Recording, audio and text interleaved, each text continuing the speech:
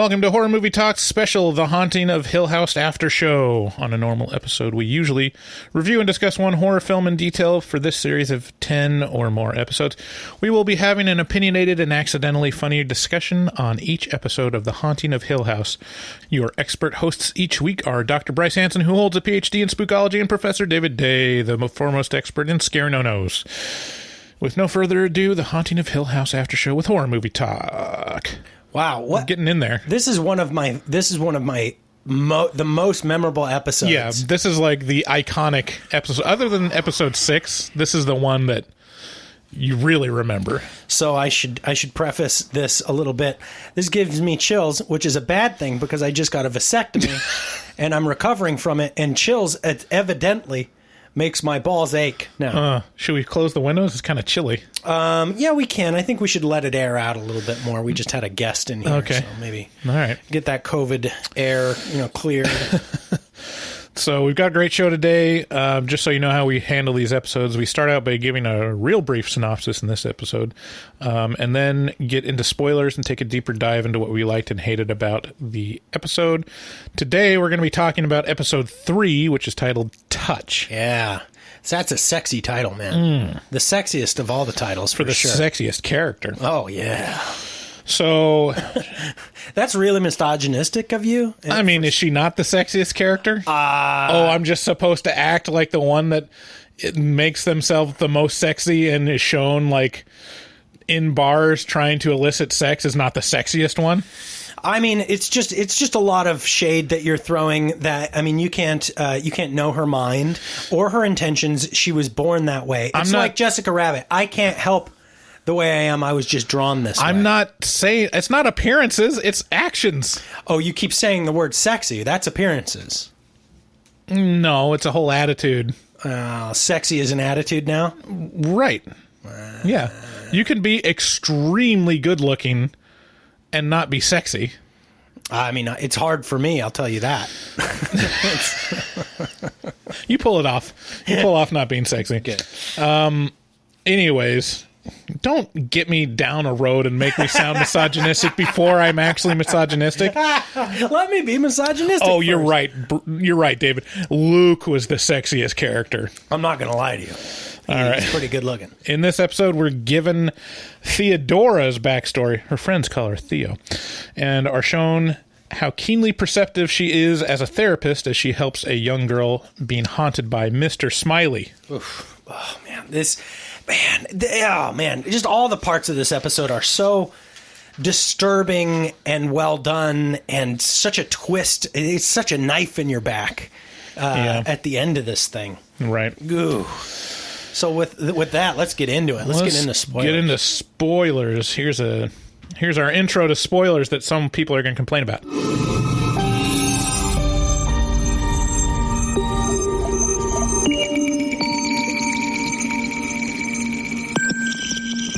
Spoilers.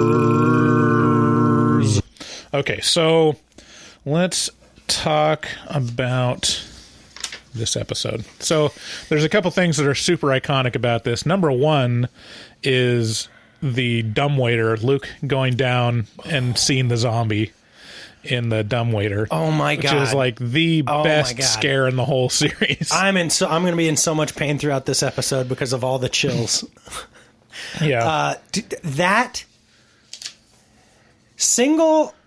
almost single-handedly sticks out in my mind as one of the most well-done, dreadful experiences of any horror movie or show I've ever seen, ever. Right. Ever. It is so effective.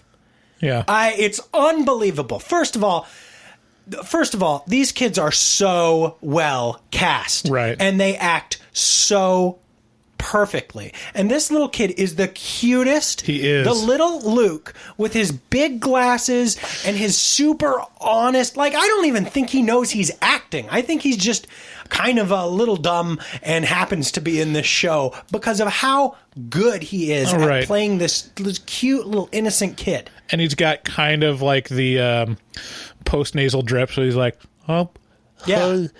So we went down to the basement. And it's just so adorable. It's like, you know that scene, one of my favorite episodes in Simpsons is Lisa the Vegetarian.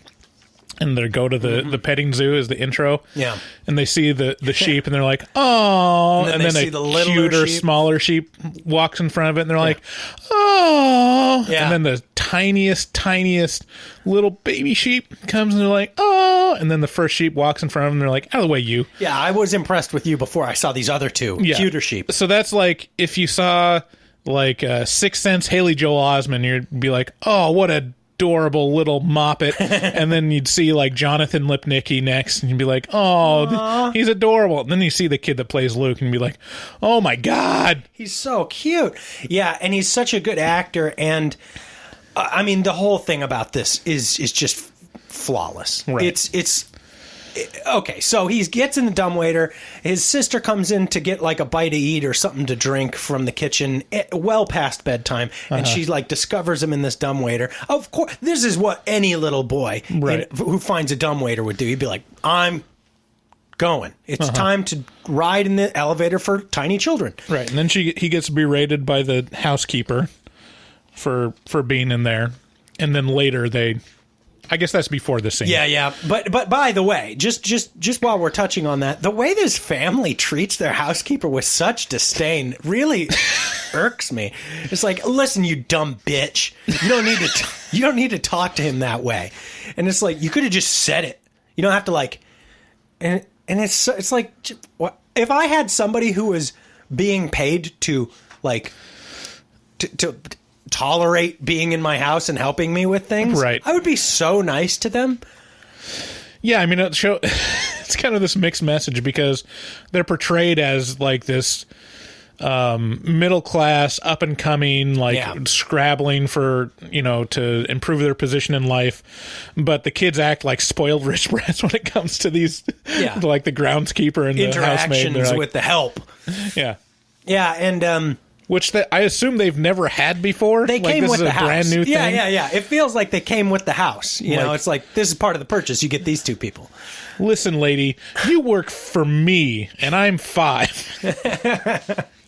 So anyway, it's nighttime. He's in this dumbwaiter. He gets his sister, Theo, who this episode is about. This is little Luke, the youngest, one of the twins, and he gets her to push the button, but basically because he can't push it himself because the guard needs to be down, and he wants to go up. Well, it's so great because it goes down by accident, and she's like, I try. Where are you going? And you can feel the dread as he descends. You're just like, oh no, where's he going? And you get down there, and it's fucking dark. Right, and he's got a flashlight that, of course, doesn't work that well. Oh, and then.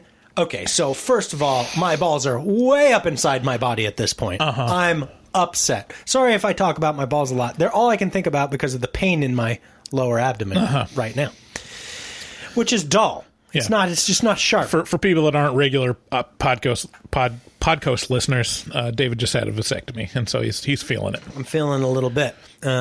Anyway, so.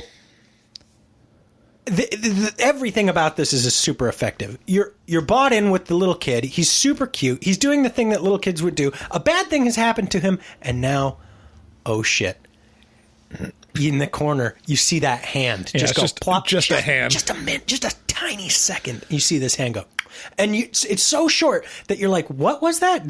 Something moved?" But I didn't get a good eye on. Oh, it's like in Signs before they just completely spoil it by showing the whole alien. Just like little glimpses of movement. Yeah, it's just a little movement, and it's not. The frame doesn't sit on it long enough for you to even really fully comprehend what you saw. You just get a feeling. Mm-hmm. Oof. And then, man, that thing comes crawling at him, and it's like, oh, he's trapped. It's going to eat him alive. Oh, it's so spooky. Yeah, it's bad. See, it's kind of a bummer because Erin, she kind of noped out of watching this with me. Mm-hmm, like, she didn't... Mm-hmm. She just, like, when I sat down to watch these next episodes... if there was an episode to nope out of, it's this one. Yeah, she doesn't even get a chance. It's just disappointing not having someone that will sit and watch horror movies with you. Yeah, I mean, it's equally as disappointing to have someone who will, but then falls asleep within a minute and a half of it starting. Yeah, I wouldn't care about that. Well, maybe I would. You would. Yeah, yeah. probably would. It's just this thing where you come to expect a certain thing that disappoints you, and then it does. Right.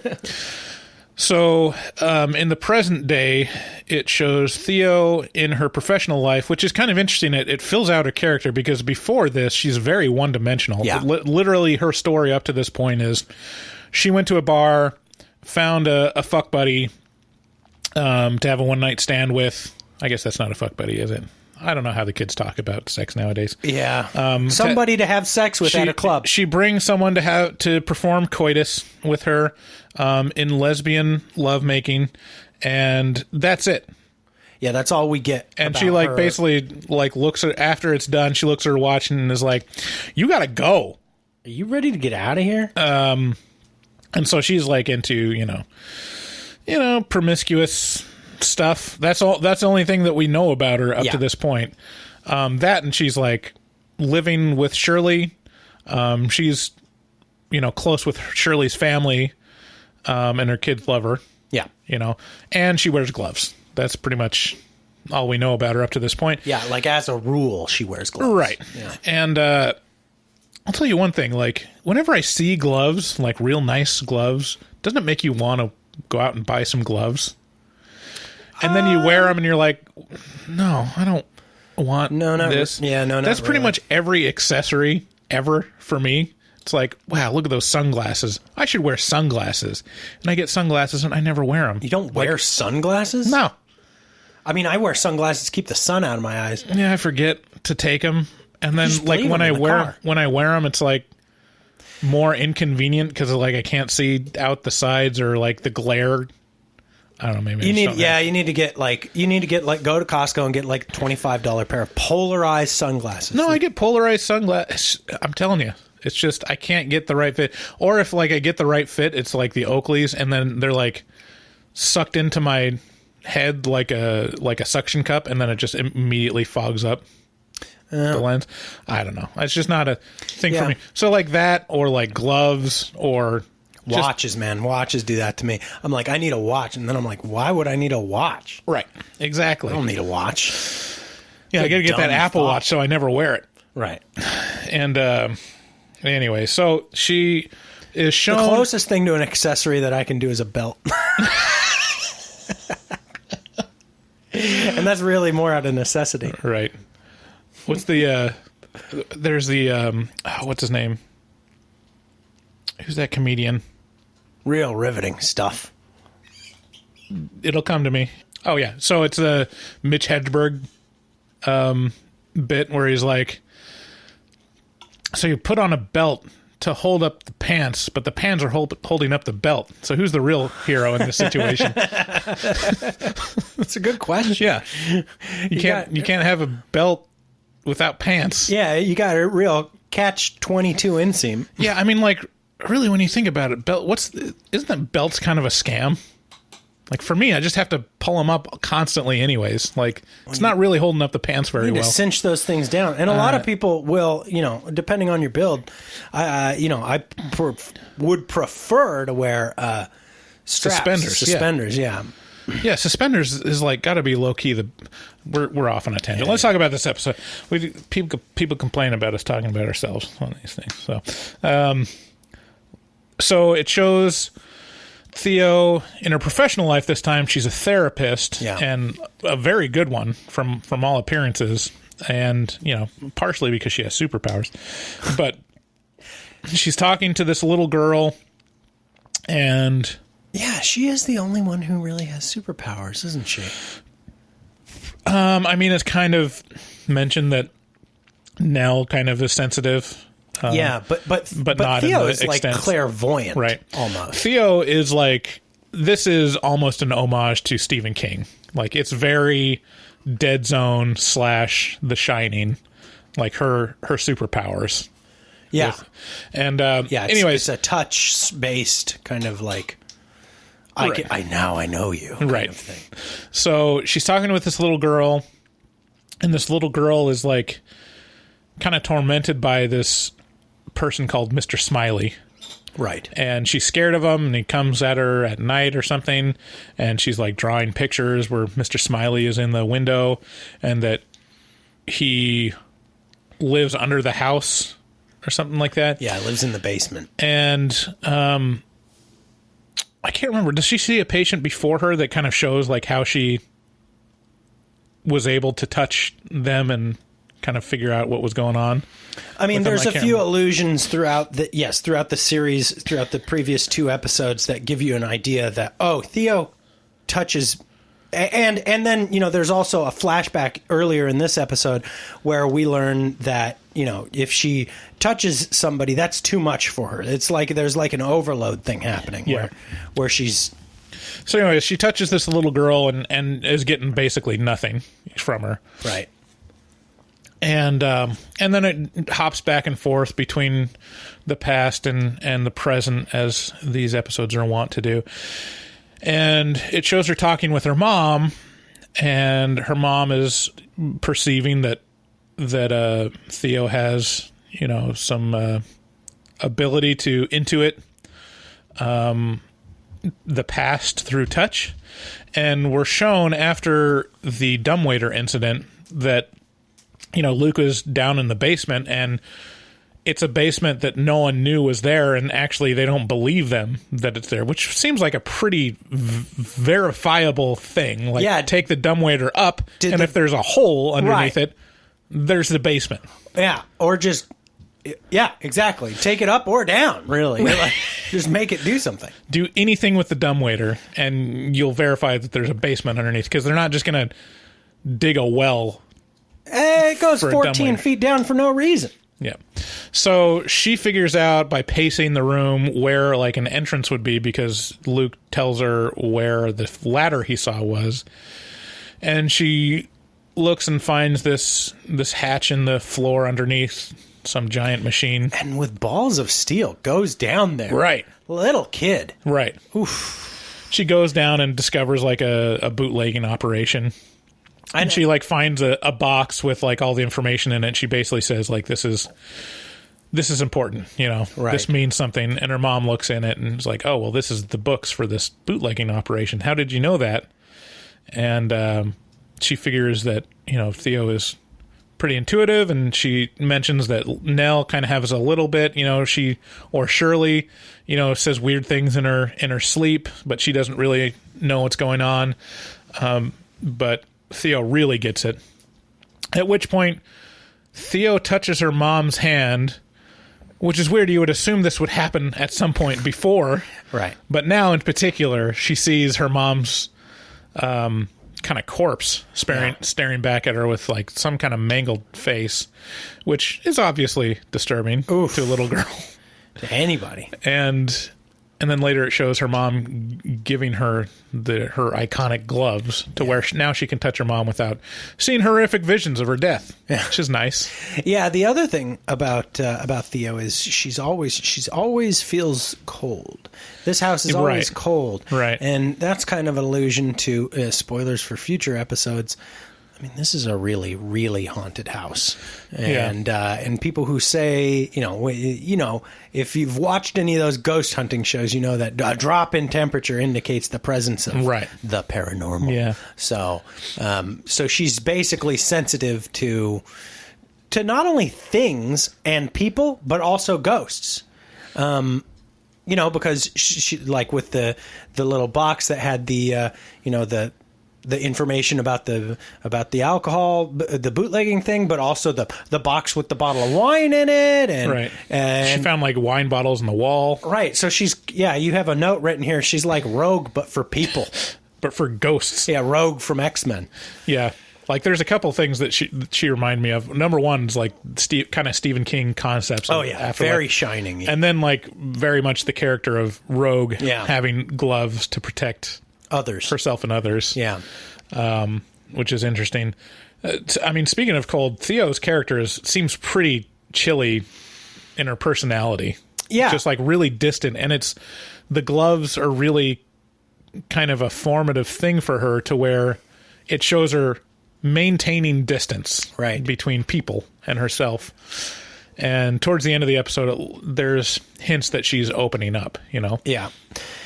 I mean, this is a person that we've all met before, you know, real guarded people who, I mean, geez, it seems like they're just half of all people are this way, you know, real guarded and closed off intentionally because something terrifying has happened to them or sad or something like that. So, but she's also like really independent because it shows in the episode where Steven offers everyone like a cut of royalties for his book that's going to be a huge hit. Yeah. And Shirley, you know, speaks for everyone. Like a big sister, like, we're not taking your blood money, right? Everyone else? Yeah. And Nell's like, yeah, and it's blood money, right? Blood money. Right. And everyone's like, blood money.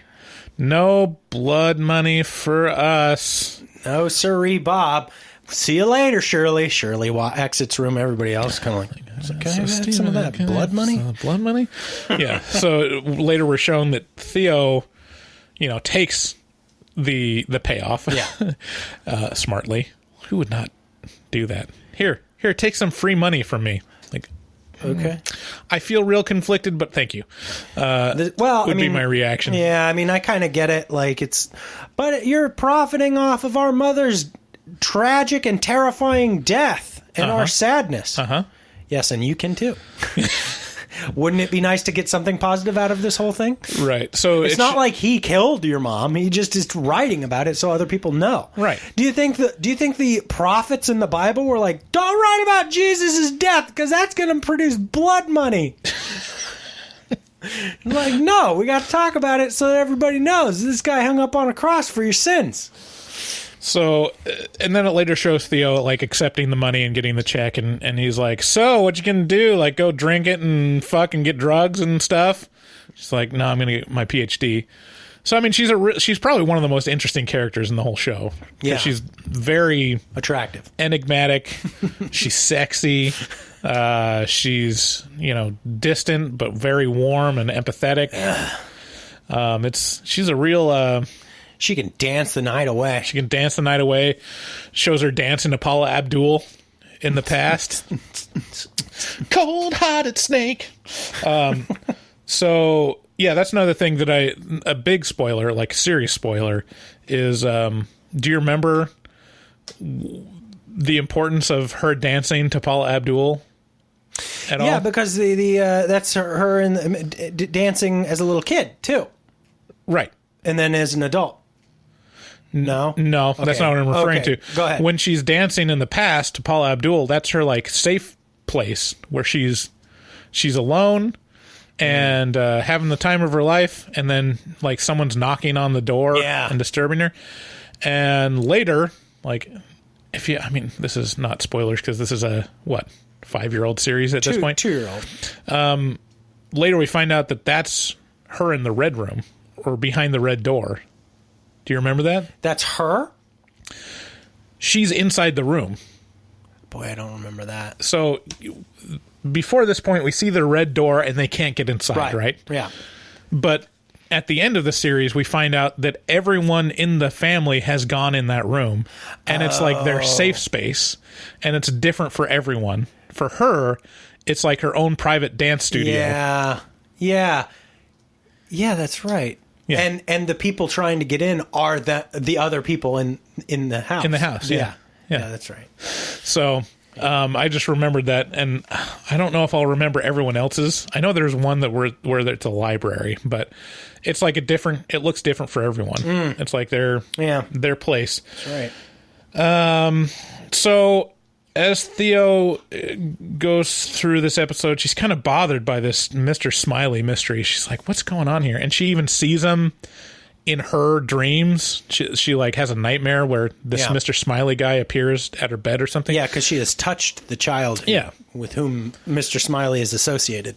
And then it shows her going to the foster home where this little girl is staying and just saying, hey, I just kind of wanted to check out. Like, I had this kind of just want to look at your basement because she mentioned something in the basement and just want to try out a theory or whatever. Yeah. So she goes down into the basement, and this is like This is kind of a disturbing scene, too. This is ultimate disturbing. Yeah. Yeah. Because she goes down But and it's she's... also so well done so great. for a number of reasons. Yeah. And she's going, she takes off her gloves, and she's kind of like touching stuff as she's walking by, and her hand grazes the couch, and she's like, whoa. And she turns around. She lays down on the couch.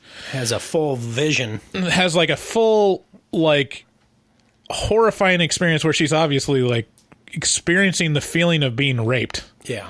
And she looks up and sees in like the wood knots and this is in the timber above her that there's a face. Yeah. You know. This is such a little kid thing that I think everybody can relate to. Laying down, looking at the ceiling, seeing faces in the textures above you. Yeah. That's the ultimate. I think everybody does that universally. Right. So Theo puts two and two together and realizes that this foster father is raping this little girl, and she's like compartmentalizing it and like processing it in this certain way of being haunted by it. And she confirms it by touching or shaking hands with the father and like looking him dead in the eye and is like, you monster. And then she goes out and calls CPS, and he crumbles. They take him in. I cannot fathom the person who can do that to somebody else, to some little kid. It's shocking in such a perverse, horrible way to me. It's horrifying.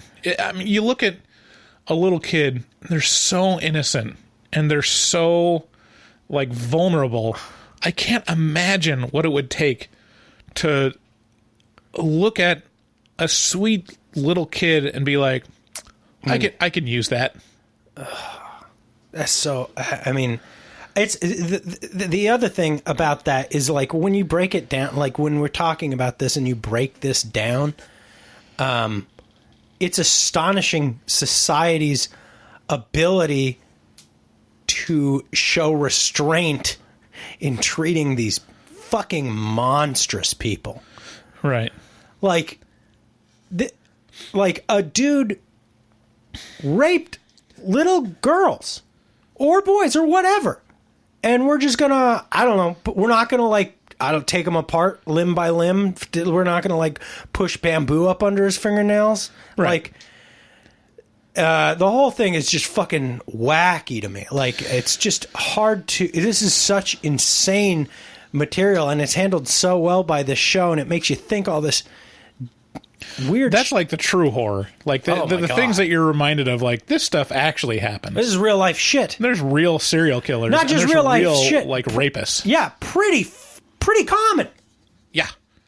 Pretty common. It's like, oh, okay. They could be related to you, like directly. Did anybody ever in your family ever come up, touch you up? No. No, me neither. No, just myself. Yeah. Lots. I abused myself so much. I was a monster to me. Nice pivot. Yeah, if you're interested in hearing us talk about masturbation for about 40 minutes, you should join our Patreon. Yeah. Patreon.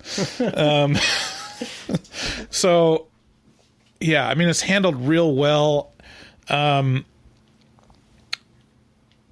She figures that out.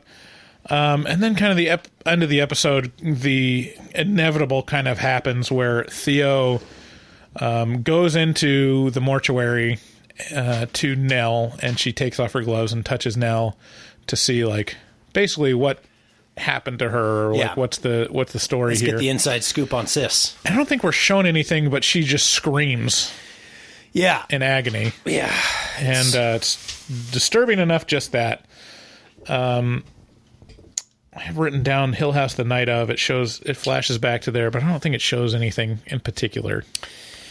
Yeah, I it's been a day or two since I watched this, but yeah, that's pretty much where it ends. Yeah, I think most episodes kind of end on something happening them leaving Hill House. Yeah, it's all tied back to the penultimate night, or not the penultimate, the ultimate night of their mother's, seeming whatever. We don't know exactly what has happened. Well, we know she died. We can insinuate, kind of, but we're not sure. It's something horrific has happened, and it involves the mother. Right. My only question about this episode and the logic behind this superpower is it just hands? She's got gloves on her hands, but like, if it's skin contact, I mean, like, is she having like a out of body experience every time she fucks? Or like, that's a good question. Grazes against someone's arm? Wow. Mm-hmm. It's like, yeah. How horrifying would that be? So if you see like the people's deepest, darkest like secrets or their untimely death anytime you touch them. Yeah. Well, I don't know. It's one of these things where it's like eventually it would become normal. Right. Once something happens enough, you're like, oh yeah. You just start rattling shit off to people like Orpheus in the Venture Brothers. He's like, 2.5 years, aneurysm. You're going to be on the toilet. Bye. It's like, wow. Okay. Well, that was, wow. What? Did you just tell me my death and how it was going to happen? Bye. Anyway. Man, wouldn't that be nice to know you're going to have an aneurysm? Just I don't know. Because it's one of those things you can't do anything about, can you? Sure, you can live a healthy life. With advance notice. Yeah, you can live a healthy life. There's healthy people that have aneurysms. Yeah, but let's say your family's prone to aneurysms. Sure. Take them blood thinners all the time. Yeah, I guess you got a point there. Yeah. So with that, you want to call? Is that the episode? I think that's it. So, you guys, thank you so much for listening. Join us on our next episode of the Haunting of Hill House After Show with Horror Movie Talk. You guys can check us out at our website. That's horrormovietalk.com. From there, we have links to all of our social media platforms. You can follow us on there. We have a fabulous Facebook group of inviting people who just want to talk about horror movies and shows all the time. So, check us out over there. We do post new episodes every single Wednesday of our normal show, so make sure to subscribe and listen to us on Wednesdays. If you want to leave us a voicemail, call 682-253-4468. And if you want to really support the show, go to Patreon at patreon.com/horrormovietalk and listen to us talk about masturbation for like a whole episode of the Afterpod. Afterpod is a whole nother podcast separate from this after show and our regular podcast where we just leave the mics running and shoot the shit. Available exclusively on Patreon. If you like the show, or if you know someone that likes Hill House or horror movies, please share the podcast with a friend. We also want to plug our resident artist, Dustin Goebel. He helps us out with every episode of the regular show. You can find him on Instagram at dgoebel00. That's at DGOEBEL00. And big thanks to Maxwell.R.Allen on Instagram for our intro music. All right. See you next time. Bye.